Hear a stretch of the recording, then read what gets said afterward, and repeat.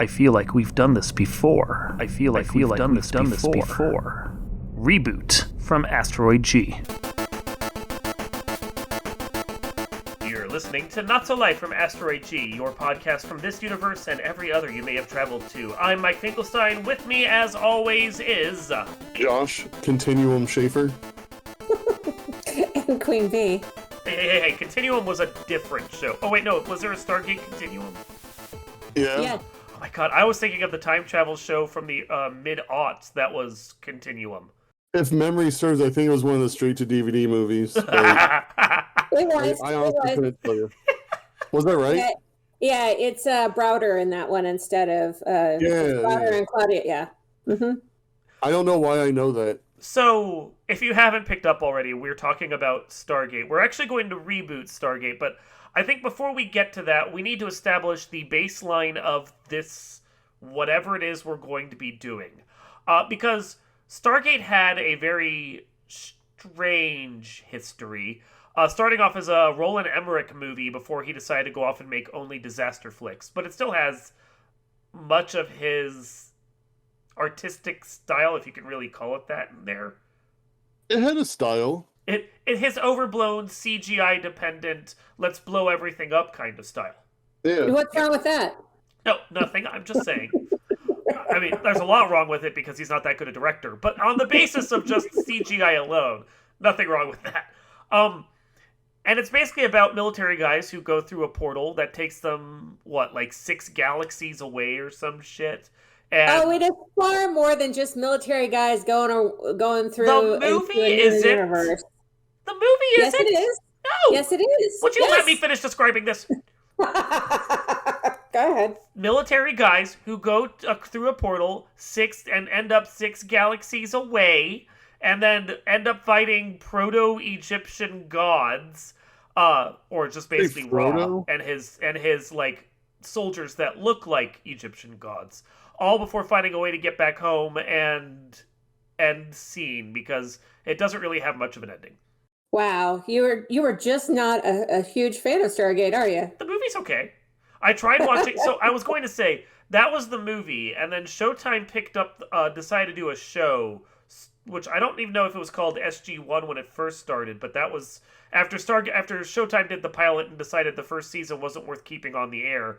They passed it off to Sci-Fi, and Sci-Fi at least redubbed it SG-1 at that point. And then, from there, it ran for 10 seasons? And 10 seasons, yes, sir. Yep. Yeah, 10 seasons of SG-1, then you had 5 seasons of Stargate Atlantis, and then you had 1 season of Universe. Which I heard was actually the best of the set. A handful of other movies and straight-to-video kind of movies, which are great. And that includes in Continuum. And as far as I remember, a animated kids movie that was set more or less in the same continuity. And yeah, that was terrible. Just saying, it's there. So, how much of this, bearing in mind that I've only ever watched 1 episode of the show willingly, and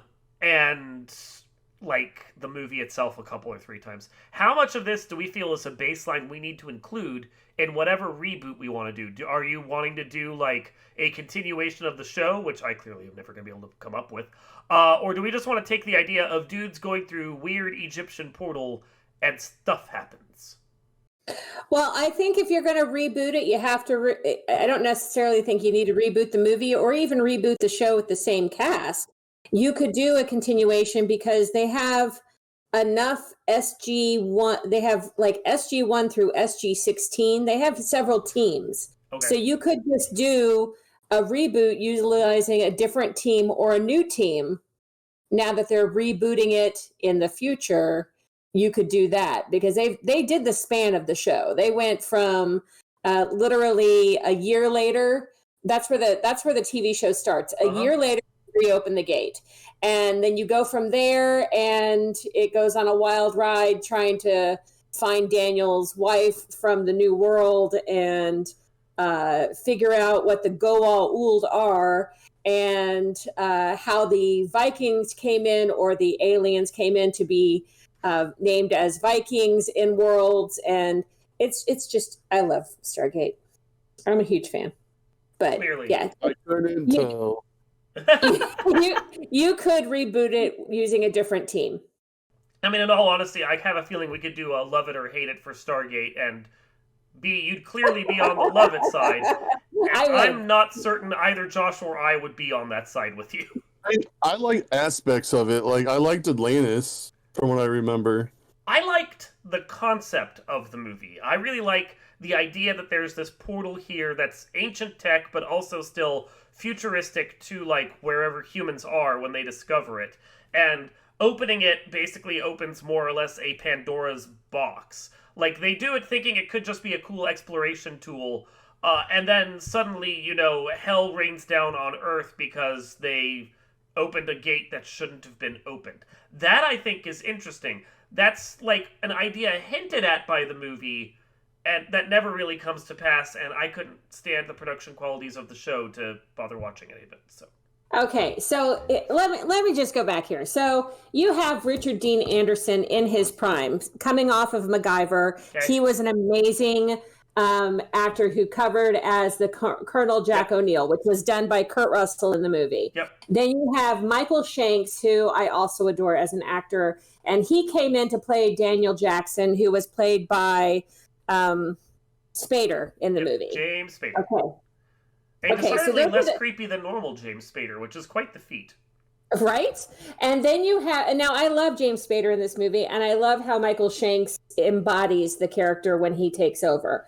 And then you have really the two cast favorites of the entire show, which spanned 10 years, and you really couldn't have done the show without them. Amanda Tapping, who plays Major Samantha Carter, and then you have Christopher Judge, who plays Teal'c. He is one of the Goa'uld soldiers, so who basically comes over to the other side. Okay, so you have those four. Those were the essential team. Then later in season 10, you had a handful of people who were trying to replace Richard Dean Anderson when he left in season 8, and he was in a few episodes of season 9, but he officially left the season by season 10. So you had Ben Browder, who came in from what was that? Futurescape. Yep. Starscape, right. You had Ben Browder, and then you had Claudia Black, who also came from the same show. Yep. And they filled in for the Richard Dean Anderson vacancy. And they also filled in for Michael Shanks, who was a guest star in both season 9 and 10 as well, because he was basically, he and Dean Anderson had basically decided to leave the show. So, and then you had Corin Nemec, who came in as Jonas Quinn, who was basically trying to replace the Michael Shanks. Basically, after season 8, you couldn't get back to the same consistency that you had with the first 8 seasons with Richard Dean Anderson and Michael Shanks. That's when it started to slow down. However, then you have Amanda Tapping, who went over to Atlantis, and you had a team of people in that show. It really started to get good season 2, and that's when you meet Jason Momoa. That was his breakout role, was actually Stargate Atlantis. So you Jason Momoa fans, that's where you're going to find him to start. And he was the whole reason to watch Atlantis, in my opinion. And then you had Universe. Amanda Tapping also tapped into that one as well. And she was basically the guideline to get you to watch all of those shows, Amanda Tapping. Teal'c also had a hand in coming over and crossing over, but really it was Amanda Tapping who did the crossing over ever since season 8. She was the reason to watch. So. Okay. But what's the baseline of what we're going for then? I mean, you said you wanted to do a spin-off or something, so what's your spin-off idea? If you were going to reboot at this point, I think you would have to basically reboot it because I think at the end of Universe, they indicated that they were closing down the Stargate program because they lost an entire ship of people. So, I mean, they ended it kind of abruptly. Mm-hmm. Like season 1 of Universe was kind of haphazard. It was really good. It had a really good cast. The writing was just not as good as Stargate Atlantis or the first 8 seasons of Stargate SG-1. Wow, because that was a pretty low bar to begin with. So They just couldn't find their momentum. Hmm. There was it was more drama rather than SG Run had a lot of comedy involved in it. Like there was a lot of comedy errors in it, kind of thing. Whereas Universe was all drama, and I think that's where they failed, is that it was all drama. So, if you were going to reboot it on a new team utilizing the Stargate. Okay. And then you would also, because the cast was majoritarily white, except for Christopher Judge, I would find some people who were not white to be the core group. So maybe some African Americans or Puerto Ricans, Hispanic actors to bring in that flair and reboot it that way. They still, the show was majoritarily white. I think that's another reason it was failing, because Universe was mostly white cast. Atlantis was definitely a white cast. You need to throw some color in there. So if I were to reboot it, I would reboot it that way. I'd bring in actors of color to reboot the series. Josh, what do you got for us on this? Hold on 1 second. There's a train coming. Stargate 1800s. They discover it and they go traveling through space on a train. There is a thought in Continuum. They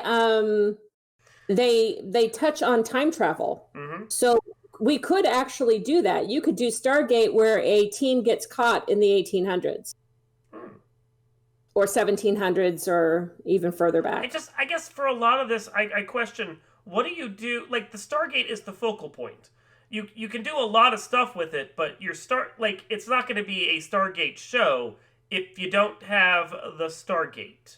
So, like, time travel or anything else, how do you integrate that into it if you need to, no matter what, focus on that Stargate? Is there suddenly the ability to, like, put extra digits in the programming code for the gate, and now you can travel not only through space, but also time? And are they, like, quantum leaping to go to different time periods to fix things or prevent bad things from happening like Timeline was doing? That's entirely possible. You could do that because they did touch on that, and they had some time traveling episodes, so you could do that. Josh, give us your take. I don't know. I always thought that it would be cool to have a movie or like even just a normal series continuation where, and it's been a very, very, very long time since I've seen the movie, so I don't know all the details exactly. But instead of Kurt Russell, who's Jack, right? I think. Kurt Russell played Jack? Yep. I don't remember. Whoever Kurt Russell played, instead of him stepping through the Stargate for the first time, the poser god Ra does instead, so it goes like the other way around. Mm-hmm.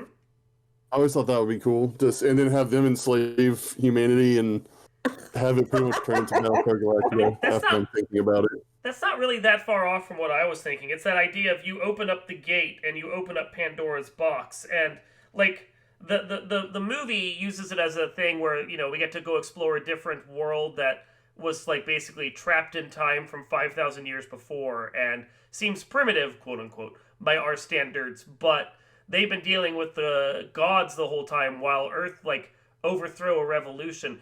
It would be interesting if like the Stargate maybe wasn't even intended for Earth initially. What if it like was on a ship that crash landed that was being transported somewhere else, and we're a backwater planet, no one pays attention to us. Oh, yeah. Yeah, the ancient gods didn't even bother trying to track it down because they wrote it off as a loss. And like over the centuries, humanity restored the Stargate and they open it up, and suddenly they're like connected to the ancient god world, and the gods are like, wait, this one over here works? When did that happen? And so suddenly it's like you've got a team that's on their planet that's like exploring this super technologically advanced world, trying to figure out how to like seal off the Stargates or use their technology, while at the same time they're cut off from the Stargate itself because the ancient gods have taken it over and now they're invading Earth, and so you have like this two-pronged war going on. Yeah, which humanity is doomed to lose. Yeah, It's pretty much Independence Day, right? That's another Roland Emmerich movie, isn't it? Yeah, pretty much. It is, but it's via Stargate instead of via an alien ship that just comes over and, does its own thing. Yeah, I mean, really, when you look at it, all the Roland Emmerich movies are the same. I'm not disagreeing with that. But I like Independence Day though, and Stargate. So He has good and bad versions of his movies. Stargate's okay. Independence Day is very watchable, mostly because of Will Smith. Godzilla is something best never discussed. yeah, I don't want to discuss that for sure. So they open up with White House Stargate Down and wasn't that one? huh? That was Well, pretty. White House Down was kind of good, It's okay. SG but I One was also actually a Jonathan Glassner and Brad White Wright Oh yeah, I TV know. show. I didn't assume that Emmerich had anything to do with the TV show, except for maybe getting executive producer credit because he directed the original movie and had a piece of the rights or something. Like I assumed that was Showtime or Warner's or whoever going, wait, we have the rights to this. Let's make a show based on this and try and eke a little more money out of something that people vaguely remember from 4 years prior. Now, here's some fun facts about Stargate. The one who plays Ra, the actor who plays Ra in the movie, was from that movie with Boy George, the something game, Oh, the Crying Game? the Crying Game. Yeah. Yeah, that was his breakout role. He was in the Crying Game. Okay. He only did a couple of roles. So, fun fact. Random actors. I thought you Anyway. were going to say Ross survived. I'm sitting there going, he got nuked. How the hell did he survive? Peter Williams, who plays Apophis later on, he is in a handful of things. The Chronicles of Riddick, Stargate Continuum. He was in Catwoman in 2004. Oof. That's a knock against anyone. But he's still acting. As of 2019, he was still acting. Catwoman's a kind of terrible movie where you just change your name and restart your career afterwards. I mean, that was the one with Halle Berry. I didn't think Halle Berry was terrible in it. I just thought the writing was awful. Everything about that movie was bad. that's the phoned it in. Yeah, that's the kind of movie where the Academy Berry comes up to Halle Berry's door afterwards and is like, "Yeah, we want our award back." Sometimes when you win an Oscar, you want to go do something stupid. I'm just saying. Jamie Foxx proved that by being Electro in Amazing Spider-Man 2. Right, and he's coming back, I believe, to play it in No Way Home. Which, no. Anyway, Anyway. we're off topic here at this point. So, okay. Anyway, getting back to rebooting SG1. If you're going to reboot it with a color cast. I think you just need an interesting new take on the material. Because, I mean, yeah, a spin-off would probably work. And I'm sure there'd be people that would tune in for it. But, I mean, if you really want to reboot it, I think you got to try and, take a cool, different twist on the material. And maybe maybe it's not ancient gods. Maybe that whole motif is ditched or something. Maybe, I mean, even if you do it, maybe it's not Egyptian. You could do Roman or Cradle of Life civilization. Name, whatever. Something like that, or Chinese.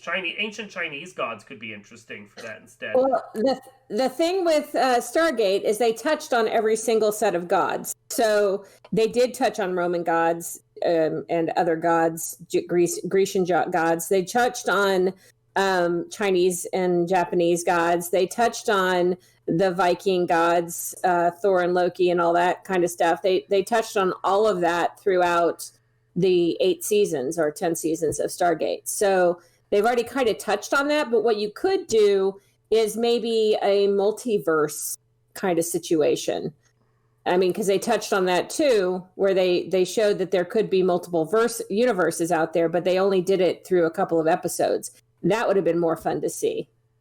Yeah, I think there's probably something to be said for coding the Stargate. I mean, they use, in the movie, it's 7 points. 6 points to determine your destination, 1 point to show where you're coming from, which doesn't entirely make sense, but okay, sure, let's go with it. You would think that something that's based on a planet would already have its home coordinate set, so you wouldn't need the 7th, but sure, whatever. Let's ignore that. But if there's extra coordinates you could put in there, then time or multiverse or something would be possible, and it would be interesting to think, if they have the coding wrong, and maybe the 7th digit isn't even taking them to the acting as their home world. Maybe it's acting as like home time, and if they code that wrong, then they end up in a different time or something. I don't know. There's possibilities there. Yes, I agree. Like there could be so many different things that you could do with it. And I'm sure that there's still untapped potential in that show. After 13, 15, however many terrible seasons, I'm sure there's plenty of untapped potential in that show. I'm just saying NCIS is still going on, and they have basically the same form for every show. Yeah. But they make it new for people who like to watch it like myself. I don't watch that show either for that reason. I know, but I'm sure that there's stuff there that we could, So what you're saying is next time you want to reboot NCIS. That's what you're saying? No, I don't think you can. Okay, that's a challenge now. We're going to have to try it. Josh, are you in for that, rebooting NCIS next time? I have to watch an episode they kind of already NCIS. have. They have NCIS LA and they have NCIS Louisiana. Josh, I don't think you have to watch an episode of NCIS to reboot it. You set some military guys in a CSI lab, and suddenly you have a show. Now, see, I agree with that particular. That's exactly what it is. Anyway, okay. I think we're good on this one at this point. This has been Not So Live from Asteroid G, coming from this universe, or maybe another. I'm your host, Mike Nicholstein. Josh Schaefer. Queen Bee. And we will see you next time.